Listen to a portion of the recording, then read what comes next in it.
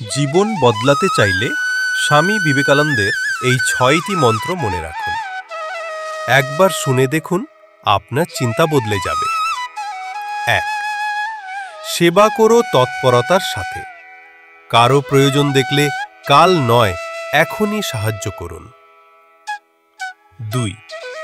দান করো নির্লিপ্তভাবে। দান এমনভাবে দিন যাতে অন্যকে ছোট না লাগে, আর বিনিময়ে কিছু আশা করবেন না। ৩. ভালোবাসা নিঃস্বার্থভাবে। নিজের স্বার্থ ভুলে নিখাদ মমতা দিন, এটাই সত্যিকারের প্রেম। ৪. ব্যয় করো বিবেচনার সাথে। প্রতিটি টাকা কোথায় যাচ্ছে দেখুন। বিলাসিতা নয়, প্রয়োজনকে অগ্রাধিকার দিন। ৫.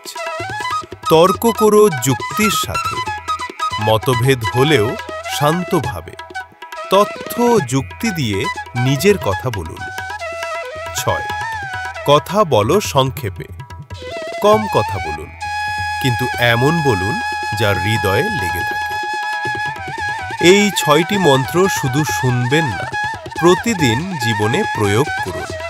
তখনই বুঝবেন আপনার ভেতরের শক্তি কতটা বিশাল। আপনি যদি এই নীতি মানতে চান, কমেন্টে লিখুন, আমি প্রস্তুত।